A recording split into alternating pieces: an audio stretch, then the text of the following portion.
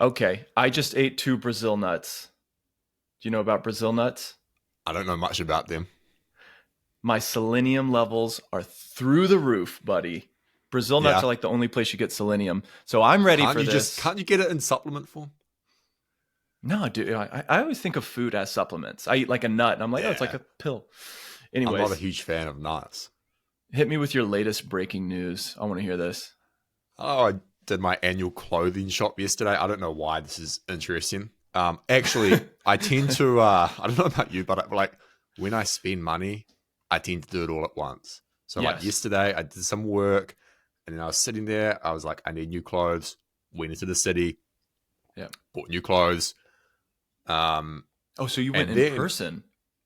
yeah, because okay, Oh, like okay, cool. I've cut some weight, and I don't Yep. exactly know like what Yep. fits me, whether I'm large or Yep. medium. Yep. So it's like, I got to try stuff on. And then after that, I was like, I should get new tires for my truck because it's done about 30,000 miles and Yeah. I want like some all-terrain tires. So I just drove to this place to ask some questions. And the guy's like, yeah, we could do this, this, and this. So I was like, those ones look good. He's like, cool. You want to do them now? I was like, all right. And then like $2,000 later, here we are. Yeah. 2,000 New Zealand, so like 1,200 US. Yeah. Monopoly money. 2,000 Yeah. Monopoly dollars. So So that was my day. I do the exact same thing. I will wait until like multiple of my systems are in complete collapse and Yes. then I'll go fix them all at once. Like Yeah. it's the same with like for me it's also with health and fitness stuff. Like I wait for something and I just spent like maybe 3 grand all at once in one day. I was like Yeah. inversion table, Yes. stretching gear, new rubber bands, new gym bag, a hip hook, which are like $300. These fucking Yeah. things. I bought these red light therapy devices literally all in like 4 hours. I was like, "Phew, I'm good Yeah, for the man. next 2 quarters." So It's you like we're shop the at? best customers. You know that we are the best Oh customers because yeah, we start buying and then we just keep going. It's like, yes, I will take that up south. okay, Where's the next one? yeah, dude, that's so true. And I don't know if you ever do this, but when I am really trying to buy something, I'm like spending money. I will usually tell salespeople, I'm just like, I don't fucking care. Like Oh, dude. So I I don't did the want to talk exact about same it. thing. Yeah, yeah, And yeah. they're Just like, yeah, well, let me check on that. I'm like, I don't care about the yeah. price. Like, if there's a promo, great. Like, let's just do this in and out, buddy. Dude, when I bought my truck like 3 years ago, that's exactly what I did. I walk into the dealership. I'm like, this is what I want. He's like, you want to test drive it? I was like, yes. Come back. I was like, cool. Can I take it today? He's like, you don't want to like try some other? No, Yeah, no, I'm good. Like, yeah, sell it yeah, to me, man. absolutely. So you buy Lululemon clothes? We can move on from this, but I want to I know. did yesterday because they just fit so good. The only thing I don't like is we talked about like sunscreen and stuff the other week, but I don't like the polyester. I don't know if you've looked into Period. this. You Yeah, mean like period? well, just I like don't like it in clothing. Yeah. I don't. Apparently, it's not good for like it disrupts your endocrine system. I don't know Oh, how okay, cool. solid the Like science is, plastics. but Yeah. underwear at least I try and Yeah. just wear cotton. I don't. By the way, I don't need solid science on stuff like this. Neither do Right. I. I just an anecdote will do. Yeah, anecdotal. Like I will like totally literally err on just this. one tweet, Yeah. like 140 Yeah, characters. one Like, tweet. that's all I need. I'm like, that is science for me. And like From an anonymous account, by the way. It doesn't even have to be a person. erring on the side of protecting my testicles. I'm like, I'm good. Whatever. Just tell me. Protect Yeah, my you could balls. tell me anything. You could be like, Yeah. oranges are bad for your testicles. I'll be like, sweet. Like, I'm not okay. eating Well, orange fuck, anymore. done with orange. So did you bought Lululemon stuff? Are these like athletic clothes or just general? Actually, I bought like, yeah, mostly athletic. But Okay, they cool. have like, I like wearing polos, and they have these polos that just fit perfectly. So Oh, interesting. they have Okay, some I'll have to nice, check this out. sort of like casual clothes as well. Yeah, okay. I recently bought 10,000 shorts. You know that brand? That's a lot of shorts, man. No, it's a brand. No, I have heard of them. Yeah, Yeah, they advertise like a mofo. I'm like, you must they have look heard of really them. good. I was looking at the website, but I think shipping to New Zealand's just like it's just stupid. Yeah, that's on you, right? I mean, you live there, so It's don't true. push that I up can't against complain. us. The American brands here. They are really good. And I would say like on a scale of 100, they're like a 90 or like a 95. So there's actually some areas to Okay. improve, but these things are sick and they're not cheap. But um enough of this nonsense. But it does tie into my question for you, which is, how do you feel about the F word? And do you know What do we mean by the F F word? word is? The F word is fat. Fat. Oh. F-A-T. Yeah, that's a hot one. The reason I bring this up is because I sent my email newsletter yesterday. Yeah. And the subject line was, ever seen a fat lion? Question mark. Yes. Open the email and it's, nope, you haven't. And here's why. Yeah. And then I've got my little micro essay about what we talked about a couple episodes ago, how like you never see a fat lion because they're perfect. They're effortless, right? They're living their purpose. They only do what they're supposed to do.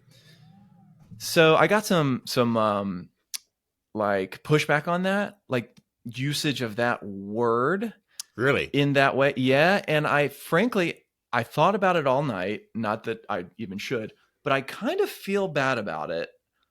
And I'll tell you why. Okay. Because I'm really bad about this. I'm very nonchalant with my word choice. I would just say some shit and I'm like, it felt true to me at that moment. But what I don't think through is what else is attached to that particular word. So I wrote a whole essay about being detached from your purpose and finding your purpose and living like kind of whatever in harmony, like trying to achieve certain things, whatever. But the whole thing was under the umbrella of like being fat or not. And I can kind of see how, if you read into it, basically what I was accidentally saying is that being fat represents a state of being all of these bad things. Sure. And I mean, yeah, I do think being like fat or like really overweight is obviously not a great thing. But I do agree it doesn't mean you are also these 12 negative things, right? Yeah. Yeah. So that's where I was on the F word yesterday and didn't know what you thought about that. Yeah, I can understand that. I thought you were kind of going in the direction of people who were just offended at the use of the word full stop, which is something I'm like, whatever. But they are, right? Yeah. I mean, to me, that's just, yeah. But yeah, the whole, like, just because someone's overweight, it doesn't mean that they're lacking in like the 12 different areas. Yeah, totally. Don't you like when they rebrand words, by the way? So like fat has been rebranded to overweight or obese, no problem. Yeah. Did you know that, what was it? Homeless people have been rebranded as people living in a state of homelessness? Yeah, it's a bit strange to me. It's fair. It is fair. Like a lot of these like social justicey lefty things, like some of them are fair. I'm like, it's fair not to be like, you're a homeless person. No, you're a person struggling with homelessness. I'm like, that is a very good point. That's a good one. But there's it makes it like a temporary thing, not an identity thing, which is good. Yeah, that's the one. What was I going to say? But the thing is, like, I want to be around people who can like admit if they're fat. Like I saw a photo of myself from like 2 years ago, and like I would call myself fat. No one else would. I was like 100 kgs. I was strong, right? But like, you know, like I had a little bit of the waist, top. And I was like, it's not good. I'm like, it's fat, like, because I want to be critical. Yeah, I mean, I just want to be around people who are like open to like talking about things. Yeah, exactly. Whether it's fatness or what. Like I'm not hung up on fat or skinny. So anyways. Interesting. On to the next thing. Irrelevant. Yeah. Let's talk about so you sent me like a script for a new YouTube video. I read it, gave some feedback, and got a lot out of it. And then I also saw on Instagram that you just read like 12 books in one day, which pisses me off to no end. I can't believe you're one of these people.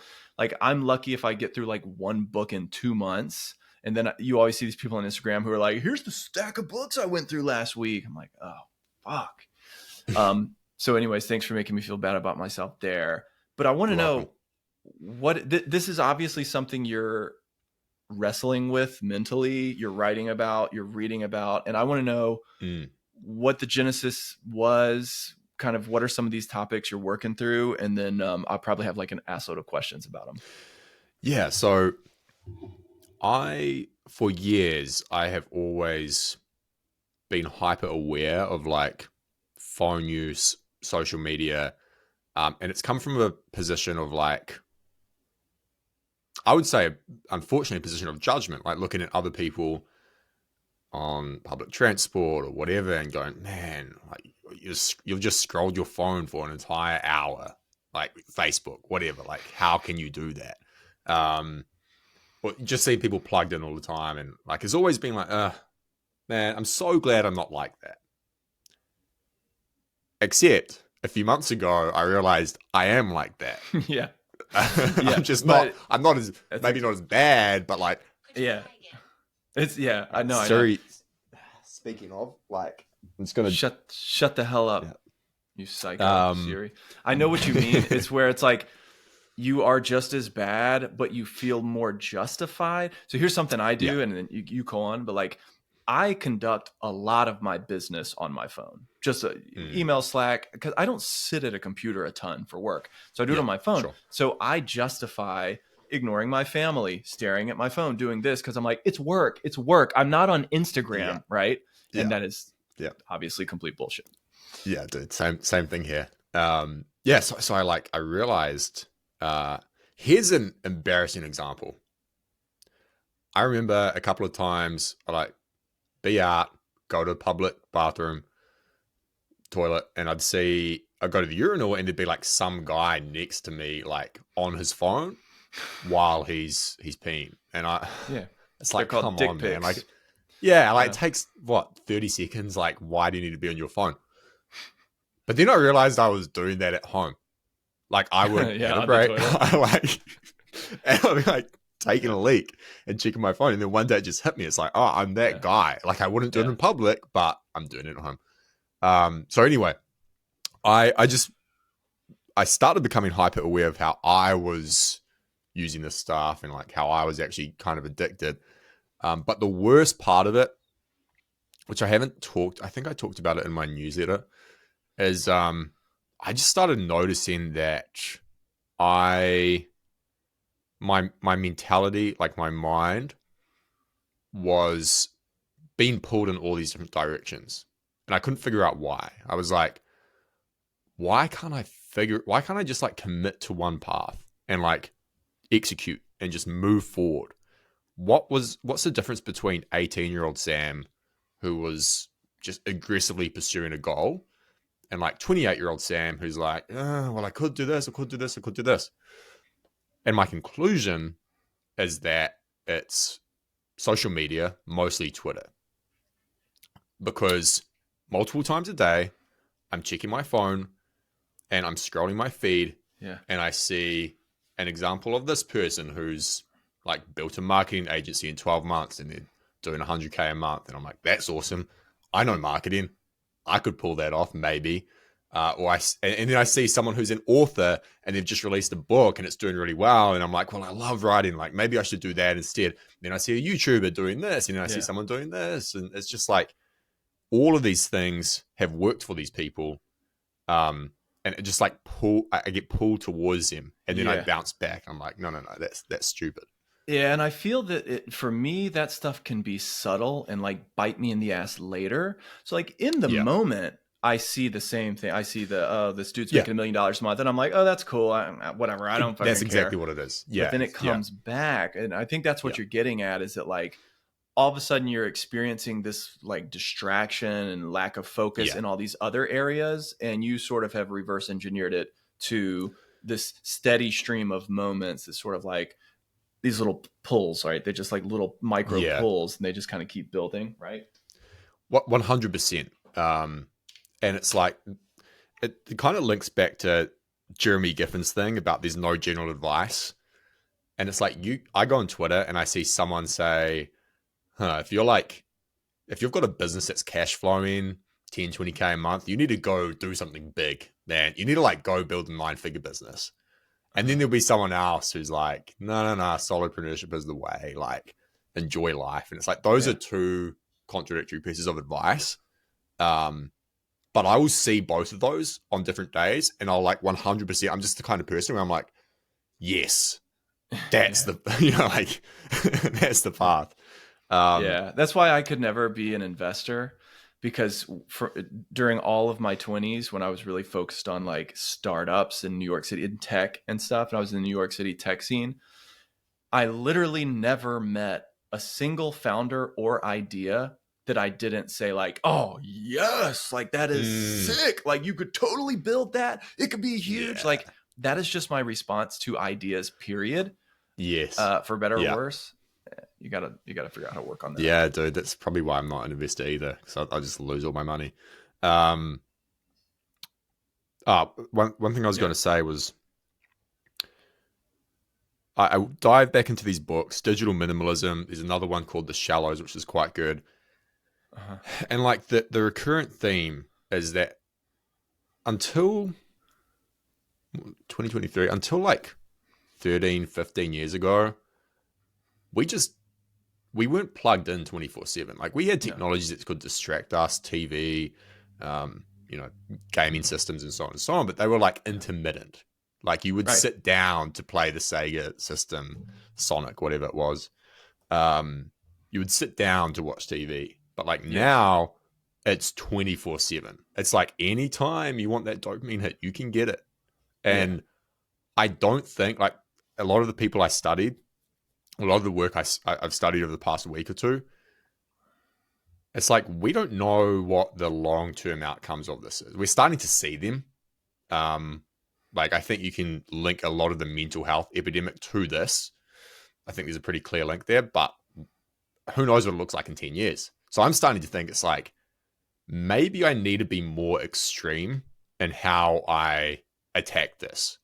Maybe it's not just about like, all right, I'll check Twitter, but only after 10 a.m. or like 12 p.m. It's like, no. Mm-hmm. What does it look like to just use it once per week or once per month? Yeah, okay. Or have like very strict rules around it. And the question that I ask myself, and I've been asking other people as well, is like,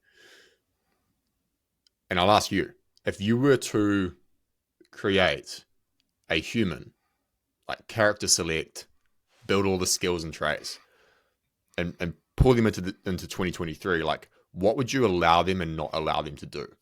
Oh, that's an awesome question.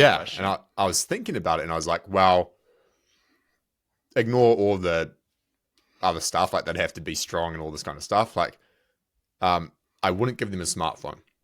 I wouldn't let them use a smartphone at all. Stick with computer, like laptop. Stick with the computer. Yeah. I think I agree with that. And no internet until like 12 p.m. or something. Like, and I think Uh-huh. if you can do that, you have a massive competitive advantage because your mind is just so clear.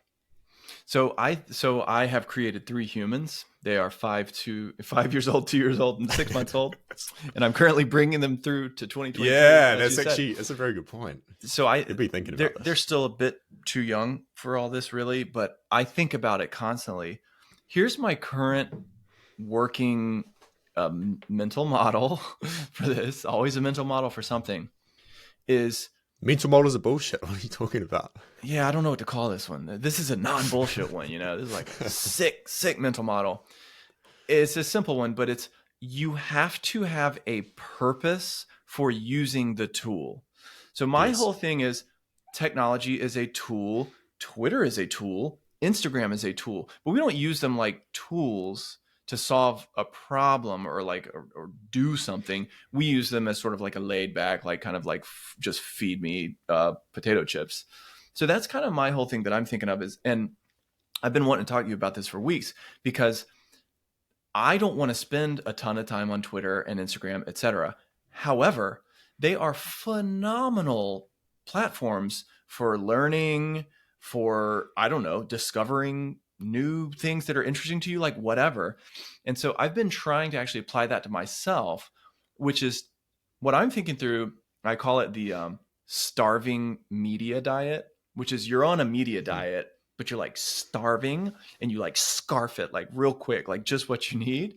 So like, for example, you would time box it. and you would set a specific like objective for what you're about to do. And then my third kind of rule is for all the inputs I'm taking in, I have to have an output in mind, even if it's just taking notes, or if it's like, for example, I might say, I'm going to go spend 30 minutes on Twitter as intensely as I can to find ideas for our podcast. Boom, hit it, quit it. And I think that works for me. Now, I haven't actually been doing this. I more have just like not been consuming all that much. But yeah, so that's if I was creating a human, I would be like, these are tools just like hammers and shovels. Before you use it, you need to have a reason to use it. There's got to be sort of a problem to solve, and you need to like time box it and do the project. You have to avoid the dopamine like hijacking thing. I think that's the hard part for a lot of people, including myself.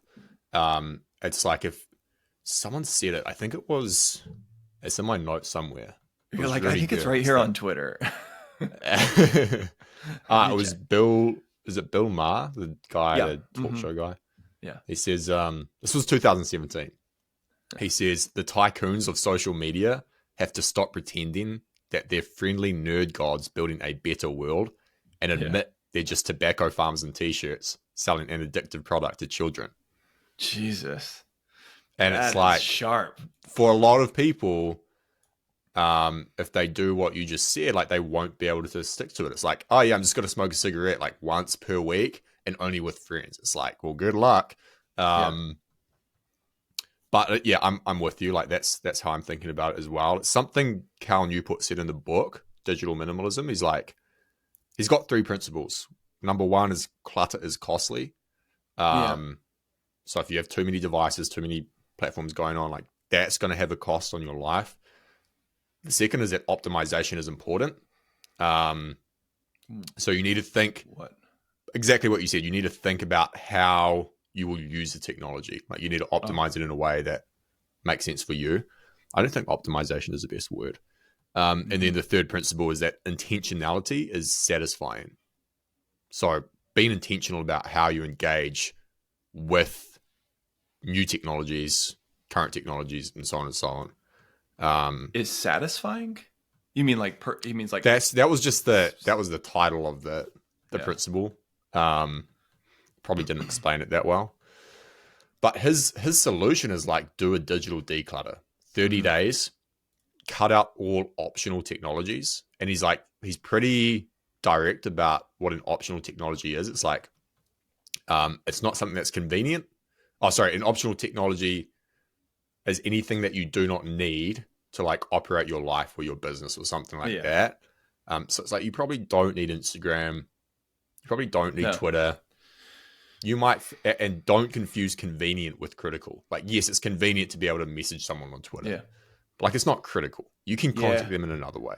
What I don't need, like what we don't actually need is having it on our phones. Like having access to it 24/7. And so there's a few examples in my own life. Like I have obviously an email inbox for each business, whatever that I have going on, all kinds of shit percolating in there.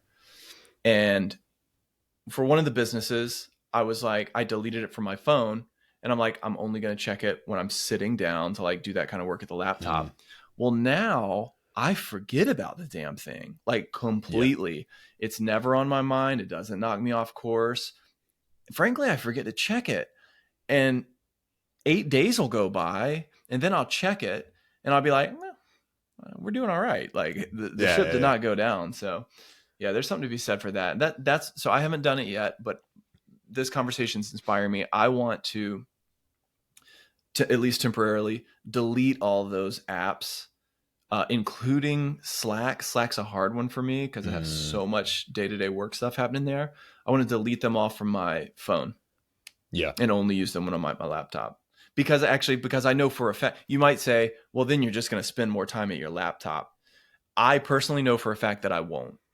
Because I'm doing so much other shit on my feed. So. Yeah.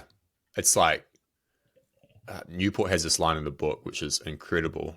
And I can't remember it word for word, but it's something like compulsive phone use for most people is just papering over a void of like low quality leisure options, or an underdeveloped leisure life. Yeah. But the way he says it's just like so good. It's like, yeah, if your life is boring, like you're just gonna default to using your phone. So like 100% the other true. part of this is like you need to abstain from from social media or phone use, full stop. But you also need to like do interesting shit that like Yeah. catches Yeah. your attention. And just to add to that, there's this fantastic, I think I linked it to you. It's on the Huberman podcast with this psychiatrist, Anna Lemke. And she deals with addiction.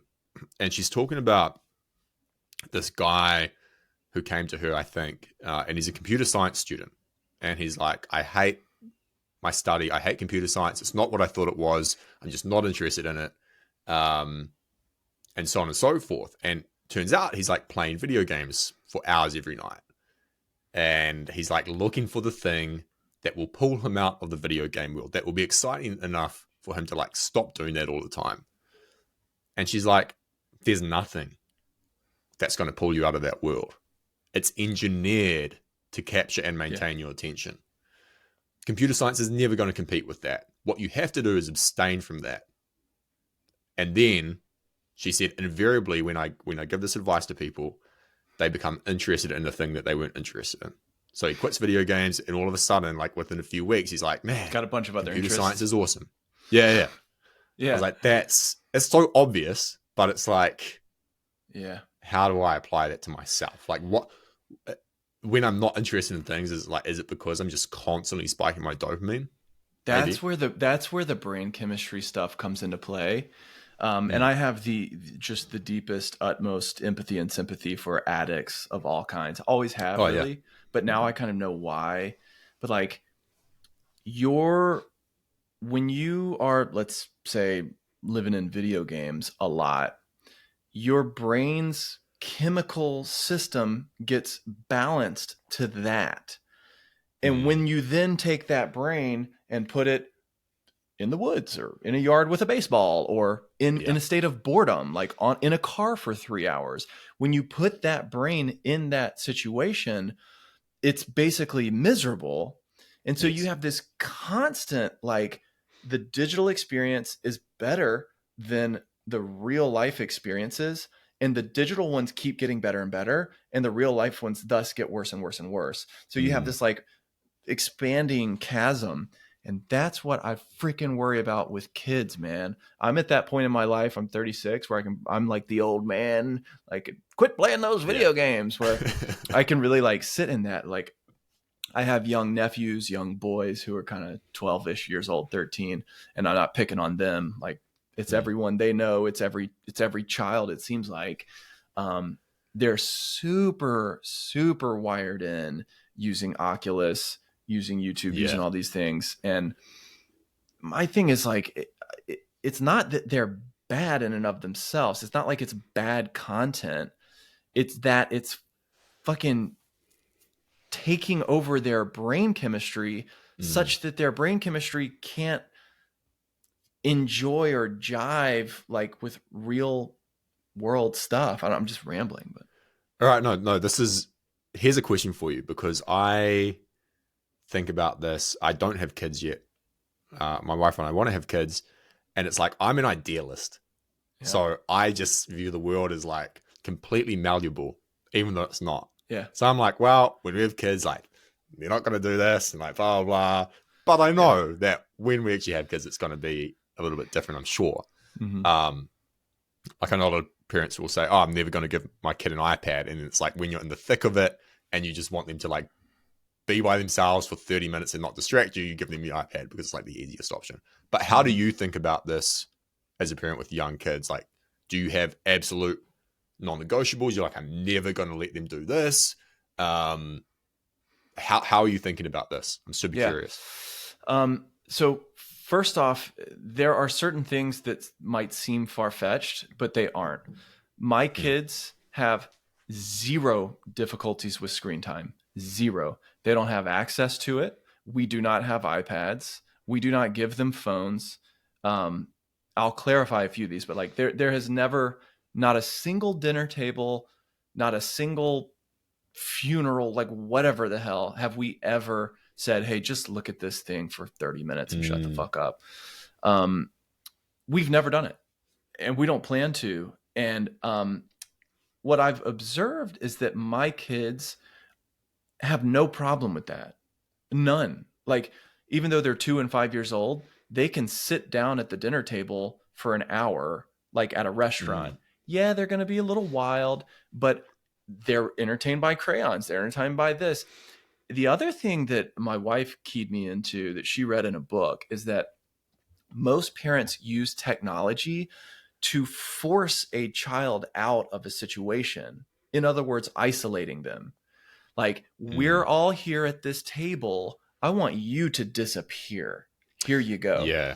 The child actually internalizes that, and they start to associate, oh, I'm going to watch Blippi or whatever shit, with feeling isolated and feeling excluded. And like the real key is to figure out ways to include and involve and accept, with an A, accept children in whatever the thing is. Like, frankly, if your child is there, they shouldn't be excluded from the thing. Otherwise, they just shouldn't be there. So that's another thing we do. When we watch movies or watch a kid's show or whatever, invariably we do it together.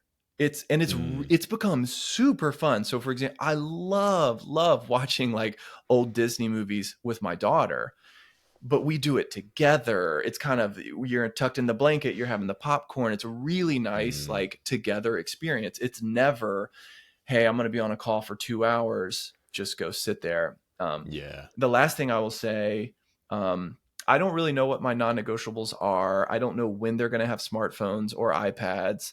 I just basically want to delay that as long as possible. Yeah. The one thing that I'm very committed to is algorithmically programmed media consumption. That is my non-negotiable. My children, at least while they're under my domain, they will never sit and consume content that's just being surfaced by an algorithm. Like a TikTok feed or something. Yeah, or YouTube. Like YouTube for me is the worst offender here. They can use YouTube. Like we can 100% say, I want to watch a video about building a sandcastle. Yeah, but you're no searching problem. for it, like in the search bar. Yeah. Then there's no autoplay, and there's no, once Blippi's over, it's going to roll into some fucking, these Chinese, no shade on China, but like they make these creepy ass kids shows on YouTube that get like a billion views. So I'll stop my rant there. I would say the world really is malleable. You can be optimistic. The kids don't have to have screens and all this. You can set a purpose or an intention behind it. You can use it to build togetherness instead of having it as isolation. And you can avoid algorithmic programming. That's as far as I I've love gotten. that. Yeah. I think that's so solid. And it reminds me of, there's been like a few high profile Silicon Valley guys who have said, my kids are not using this technology. Oh yeah. Like Chamath. Chamath. He's like, yeah. my kids aren't having iPads. I know how addictive this stuff is. I worked on it. Yeah. And it's like, if they're saying that, I'm going to take their word for it. And another, so my kids, I hate to say that, I'm not trying to say they're like great, but like compared to the kids in their class and things, my kids have extremely long attention spans. And I find this very interesting. And all of their friends, we all play together, whatever. And you'll see that like some kids can focus on something for like 5 minutes and then they're just boop, boop. My kids can like lock in on something for hours. One other thing I'll say is for road trips, we have driven my kids, we don't drive a ton, but we've driven as long as I think 6 hours. And then a couple days later, 4 or 5 more hours. We've done that over the course of like a 10-day road trip. Not a single device ever. They can look at books. I mean, they have the ability to look at books for hours, to talk. Imagine that, like just to chat with you while you're driving. Like it's not all, it's not like there's rainbows coming out of our asses, but that stuff is highly possible. And I'm pretty excited about like the approaches we're working on with our kids. Yeah, it's very inspiring, and I think like that stuff obviously compounds over time. Um, to put a different spin on this, like the way I'm starting to view this is there is a war for your attention, and like in a war, you're not passive. You don't just sit back and think, maybe I'll use this little tactic over here, and like maybe that'll help a little bit. It's like no, it's a war, and so like if I look at my attention span over the last 5 years, undoubtedly it's got worse. My ability to focus has probably got worse. And I don't like that. And so I'm actively fighting back against it. And I want to actively fight against the algorithms. Just like completely eliminate them, remove them, control them, capture them. Yeah. And make the technology work for me. So I'm wanting to be more aggressive and more extreme with this stuff because I think, for me personally, like that's what's required. There you go.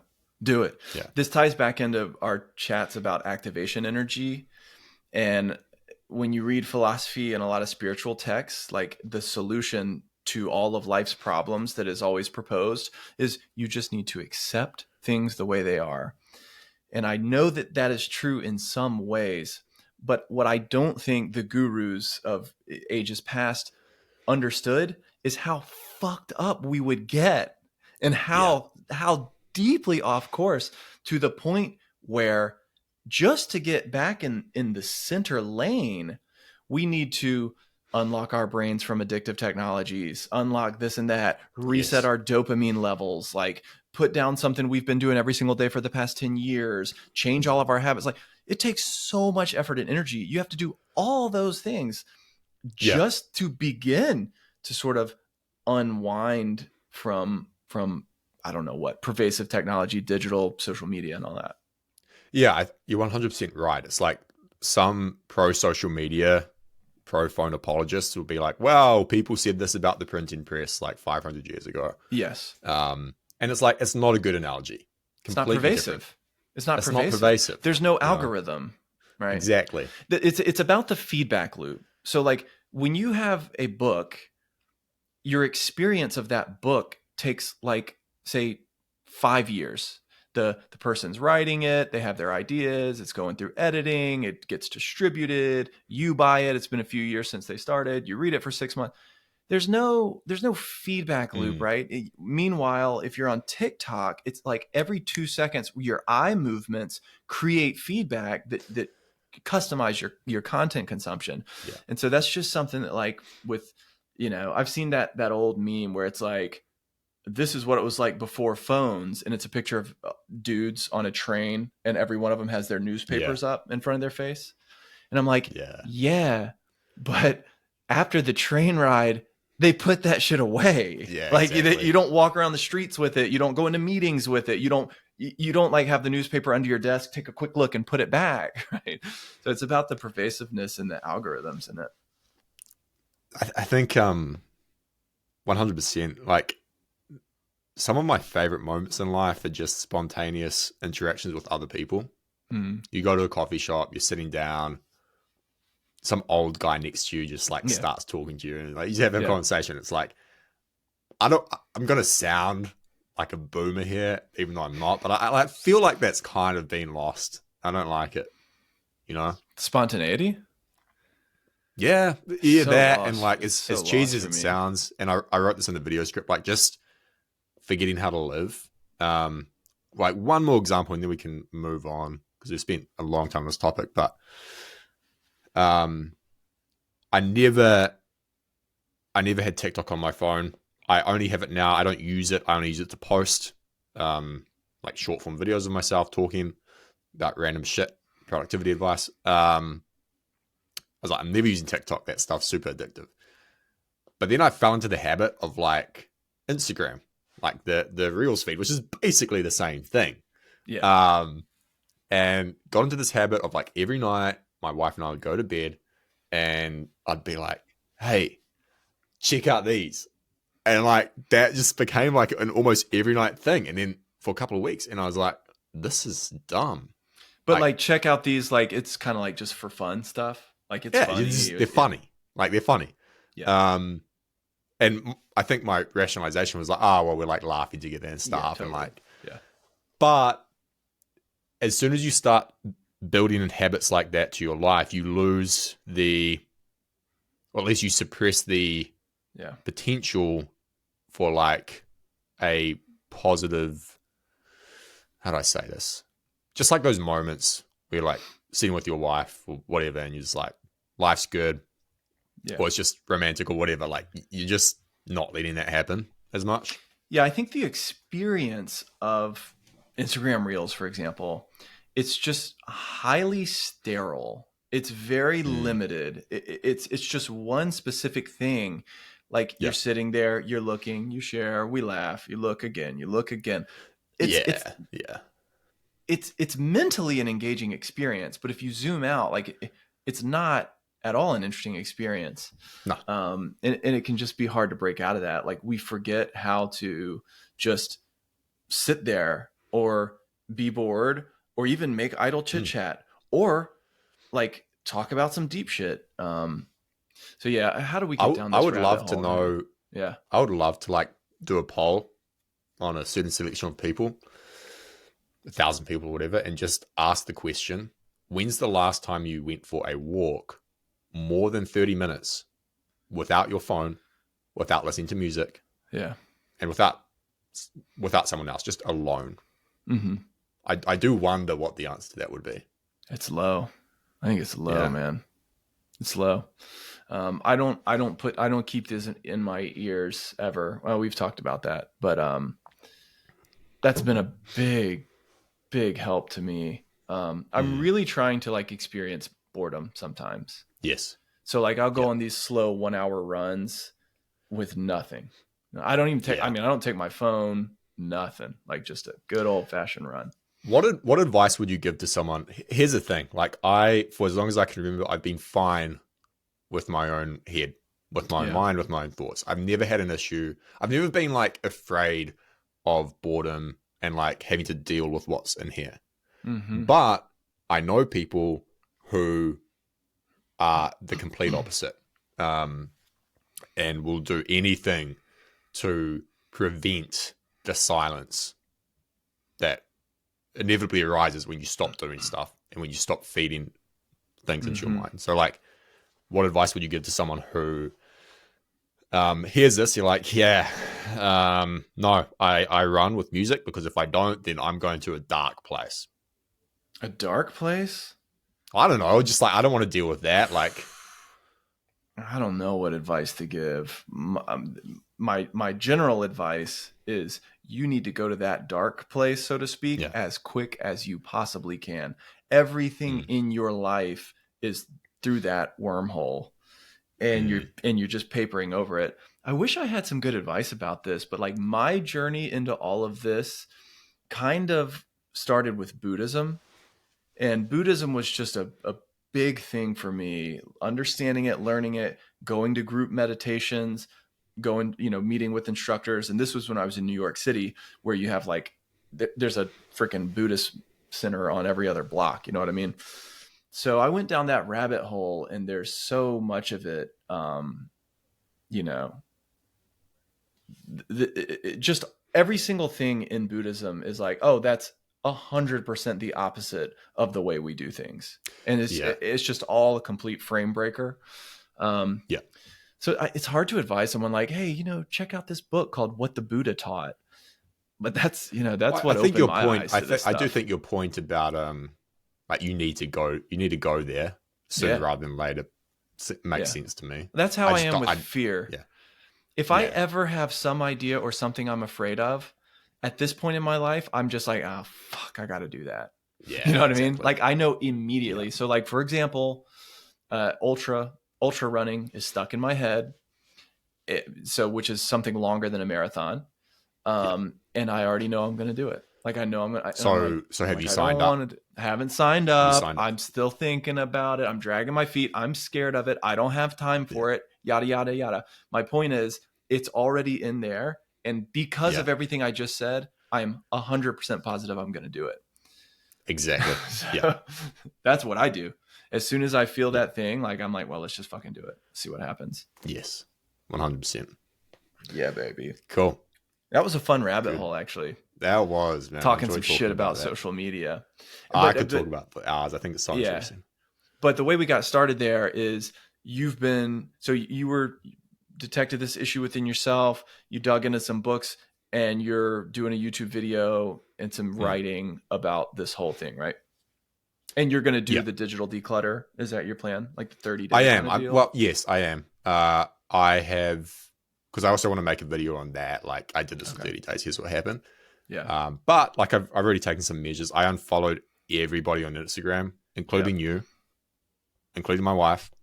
I followed no one. So I open up Instagram. I see nothing, like no stories. It's great. So like that's just an output. So then what's the point of it? Like, what do you do there? Well, just because I post. Just for posting. Post reels and stuff. Yeah. My version of that would be, instead, for me, I wouldn't unfollow everyone. I would unfollow everyone who I don't personally know or like love. Right. So that if I open Instagram, I would literally just see my closest friends, my family, my loved ones, and I wouldn't see any influencers and all these freaking people that I follow. That would be my. I think that's valuable too. But also, like, I want to be, if I want to know what someone's up to, like, I want to default now to just calling them. Yeah, finding. You know what I mean? Like, how's it going? Like, instead of just like commenting on a thing and being like, oh, cool. Absolutely. One more thing to mention is there's an app called, I might have mentioned this on another podcast. There's an app called ClearSpace, which is really good. What is it? I don't get it. What does it do? When you can put any app you want into the tool, and it integrates with screen time on iPhone. And so when you open the app, it's like it tells you to take a deep breath, and then it has this quote, like some cheesy quote, and it's slow, right? It takes like 10 seconds to get through all this. And then it gives you the option, like, do you want to spend 1 minute, 2 minutes, 5 minutes, 10 minutes? You can change those times, which I wish you couldn't, because you can just change to like an hour. And wait, like if let's say I wanted to go to Instagram, I would actually open ClearSpace. No. You click Instagram, ClearSpace pops up in front of it. Oh, that's crazy. And you can't access Instagram until you've gone through this series of steps, and you've picked like the 5 minutes. You choose the 5 minutes. It gives you 5 minutes. After 5 minutes, it closes the app. I'm almost surprised that like Apple and Facebook and these others will let the app get away with that. I know. Yeah.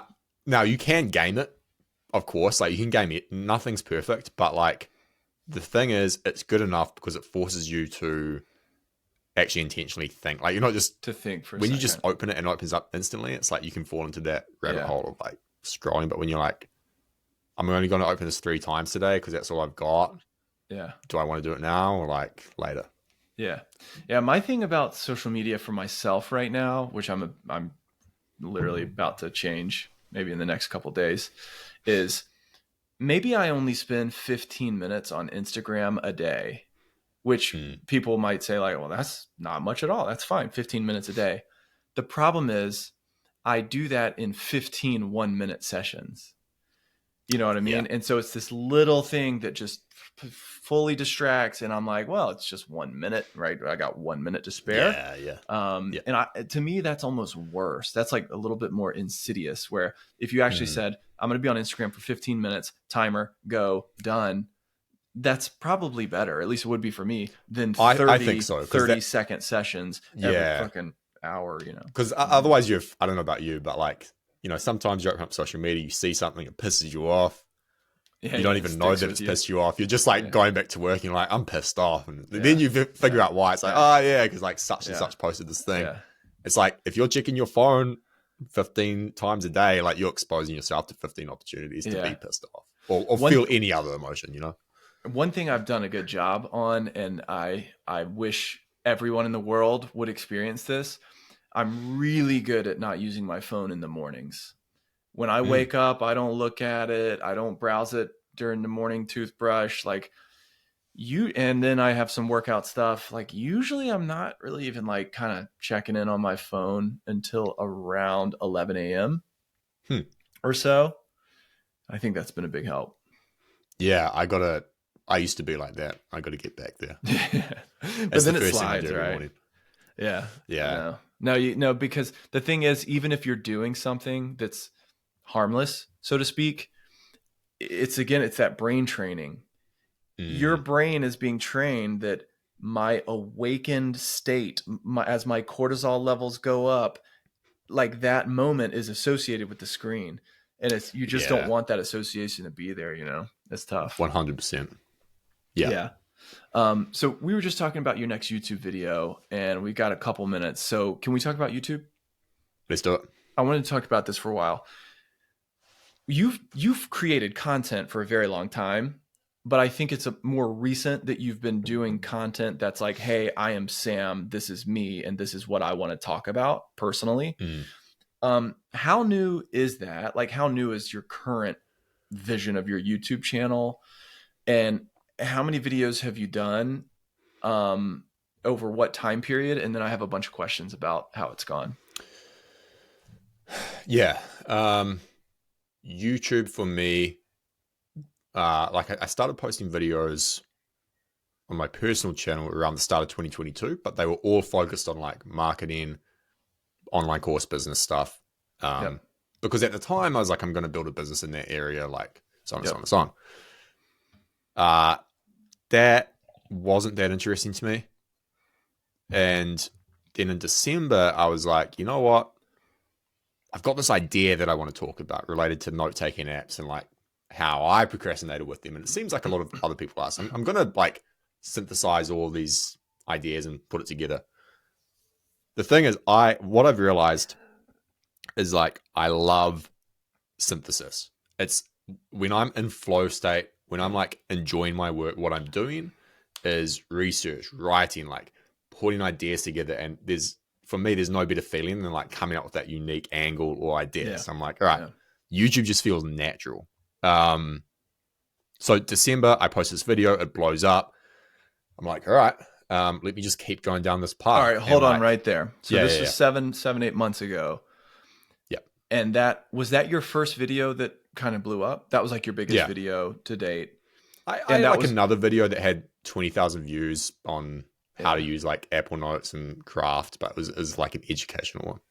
Okay. So this was one of your first videos that's sort of about productivity, so to speak, or whatever. Okay. So that's cool. So you pivoted, you had a new angle, a new idea, and it popped off like kind of right away. I submitted myself to the algorithm and I was like, I'm just going to post similar content to this because it seems to be what people want. And I'm glad I did. Because at the time I was like, I just transitioned out of EDM Prod, my last business. And I was like, I don't want to fall into the trap of overthinking. So I'm just going to like continue moving forward. Oh, look, there's some signal here. People like this. Let me just continue doing this. So how many subscribers roughly did you have before this kind of breakthrough video? I know right now you have 10,000 or more, but maybe like 500-600. Oh, okay. 500-600 you had built as your early stuff in 22. And then this video, like, did that video boost you all the way to 10,000 or I think just a couple if I looked at the analytics right now, it'd probably say it's gained me about 6,000 subscribers. God. So the majority. Yeah. It is crazy. I mean, we can talk about this. Like, I think YouTube is a game, and other people have said this, Mr. Beast, many others. It is a game of like, it's power laws. All content is power laws, but like YouTube especially, like you need to make a great video because it's going to get you 100 times return on investment than like a good video. And okay, the difference between good and great, I would like to talk about, but how many views does that video have? Like, I want to understand, like, how big are we talking here? I think it's like 275,000 now. Okay. So over 250,000 views, delivers 5,000-6,000 new subscribers. You're like, whoa, holy shit. Mm. And since that time, how many more videos have you done? You're not doing like a weekly video. You're doing like just big I chunks. was, You were. yeah, I was for a time, just to get the momentum going. I think since then, yeah, I've probably done about 15 to 20 videos. Okay. And now I've slowed down just because of what I just said. It's like I can post a video of just me talking. Maybe it gets 2,000 views, 3,000 views. Like, that's good. But I know I can do better. And like, Okay. I know if I just do one video a month or something and make it really damn good, Yeah. then it's Yeah. going to return. Like, I want to get another one of those Yeah. 270,000 views videos, you know? Yeah. So what would constitute, what's the difference between good and great? More focused on great. So first off, obviously the script's got to be there.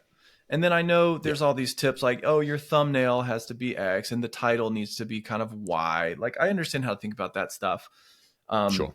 And that's probably very important. You tell me. But then what are the other elements that make the video great? Like, are you talking more like the editing and the overlays and Okay, little so animation, you know? yeah, I'm not the person to ask on this. I'm just going to regurgitate advice that I've found elsewhere. Ask me this question in like 5 years. What other people would say, the experts, is like, and one thing I'm thinking about a lot is the idea itself has to be solid. You know, like you can't it can't just be like 5 tips on how to like be an entrepreneur. Like, that sucks. If you look at the videos that blow up, like, the idea is interesting. And I think that's why the note taking one took off, because it's like stop procrastinating with note taking apps. And I think a lot of people who click on that are expecting to use note taking apps to stop procrastinating, but in fact, it's like a reframe. It's like, no, you're procrastinating with these things. Like, stop doing that. That was unintentional on my part. Like, I did not expect the video to do well. So like Leon Hendricks, who's a YouTuber, he's pretty big in the personal development space. He said this thing where he's like, spend more time on the idea, like on the central idea. That you spend 3 days on it instead of one, like, that's going to be huge in terms of return on investment. Mm-hmm. So the idea, and then I think one of the most important things is like the first 30 seconds, because that's where most people click off. Like, you need to nail that. And so when I look back at the video that did well for me, it's like, again, unintentional. I cut this section from like the middle of the video. And what I say at the very start of the video is like, there are people out there who are doing the work that you want to do, and they don't. Oh, no, it's like, there are people out there who don't even know what personal knowledge management means. And they're doing the work that you want to do because they're not procrastinating with all these apps. And it's like, if you're someone who's doing that and you click on that video and you hear that, it's like half the comments are like, oh man, that hurt, but I needed to hear it. Yeah. Okay. Yeah. So I'm working on what will be like basically my first YouTube video of this nature. And the concept of it is, are you a real man or not?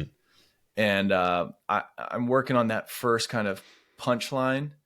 And I had thought about the idea of like almost making it confrontational or challenge, like what you just described kind of does. What the? Oh, sorry. Apple Music just popped up. I don't know why. I don't even use it. So yours is sort of almost like it's almost like a personal challenge. Like, hey, there's people out there kicking your ass, and is it because of this? So I had been thinking of. Here's the thing, man. By the way, to interject, I was talking to myself like 3 months before. The version, all my YouTube videos are just me talking to me, like the former version of me 2 years ago, like what I needed to hear. Interesting. Cool. So the first 30 seconds, and included in the 30-second package is the title and the thumbnail. Like, how much do you fuss over that, or do you just? Yeah. So, so idea, hook, like first 30 seconds. And then you have the packaging, title, thumbnail. And then I guess the other element is like the actual structure of the video. And there's so much to YouTube, man. It's like almost like an infinite game. And pacing. Yeah. Yeah. The pacing. I was actually watching I'll link you it. This course from the guy his name's Hayden Hillier Smith. He edited for like Logan Paul, Mr. Beast, a bunch of others. And he's like, there's 3 components. There's like story, emotion, and rhythm. You need all 3, otherwise your video is just going to flop. Mm-hmm. And like you pull them in and out and all that kind of stuff. I was like, that's, yeah. Like I'm kind of thinking about,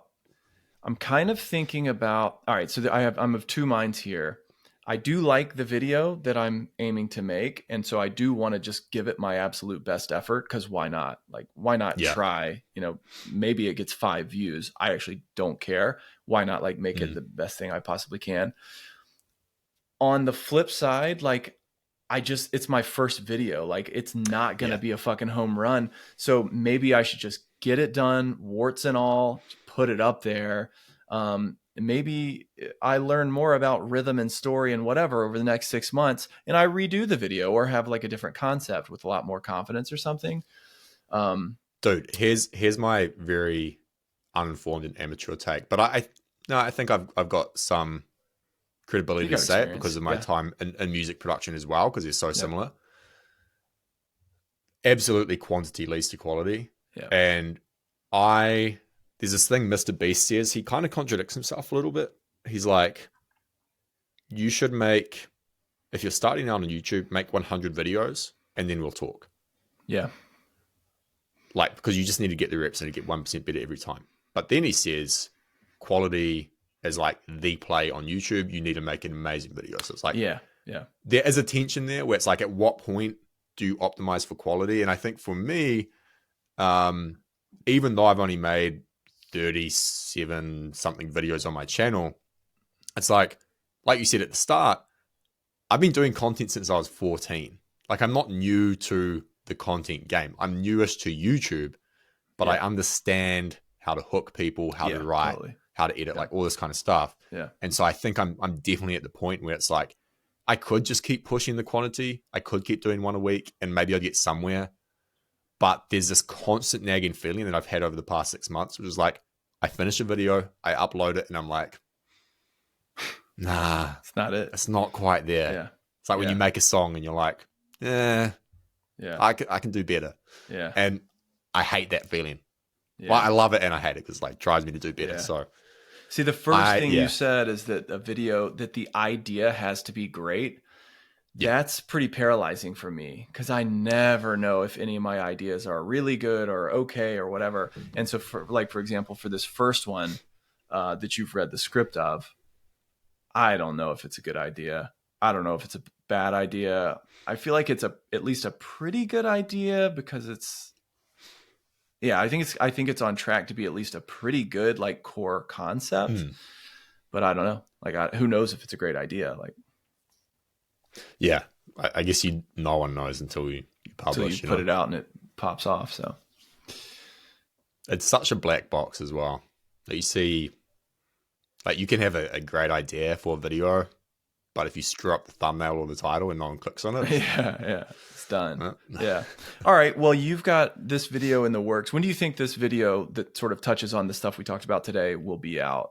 In a week or two? Hopefully in the next 2 weeks. All right, perfect. So when that comes out, we'll circle back to it and we'll sort of like conclude like how it all went. It might completely flop, man. That's fine. I mean, who knows? Cool. All right, let's wrap. Sweet, man. Good chat. Later. Cheers.